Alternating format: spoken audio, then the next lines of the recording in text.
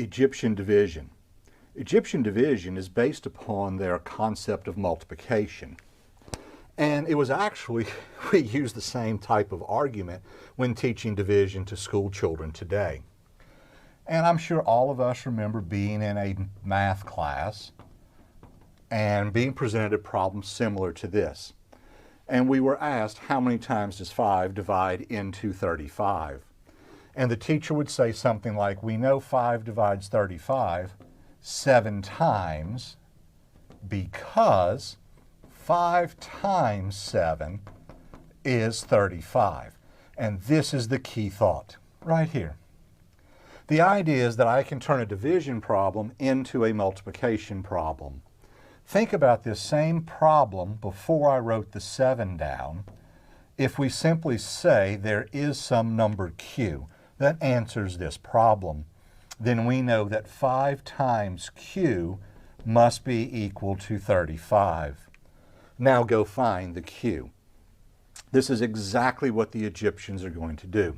So I'm going to make a problem up in my head, and I'm going to ask 784 divided by 4.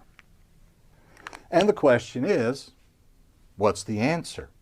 Well, the Egyptians would say, all right, we know then that this problem is related to 4 times some unknown amount, quotient, is 784. All we have to do is do the multiplications. In this case, it's going to take a while, but let's get on with it. 1 and 4, 2, 8, 4, 16, 8, 32. But now the question is, which of these columns do I need to keep my eye on? Well, these are the 4s. These are going to be my q's, and I don't have any knowledge of my q's. But I know I'm going to need some of these numbers to add to 784. So this is the column I'm going to keep my eye on.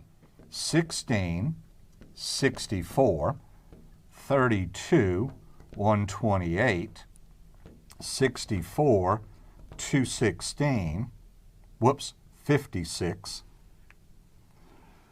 128, 512, and if I double 512, it's over 1,000. And that's more than 784, so I don't need it. So I stop there. Now begins, if anything, the laborious part of this problem. Begin with 512. We know we want to take the largest amount possible. Can we add 256 and still be less than 284 is the question. Well, 200 onto 500, 700, close. 56 and 12, I think will come in under 84. So let's give it a try. So I'm going to add these amounts together, and I'm going to get 768. And we are under 784. As a matter of fact, I need 2 to get to 70. Good. And then I need 14 more. Well, 2 and 14 make 16. Is there a 16 somewhere here? Right there. And I claim if I had 16, I'm now going to be tickety-boo. So let's see. 7, but I'm going to get an extra one from here. That's an 8. The 6 will give 2 to the 8 to give me the carry digit. So this is now a 4, and that's what I'm after. So I now know the value of Q must be related to 4, 64, and 128. All I need to do is add those numbers together. So 128 and 64. And we'll add a 4 onto that.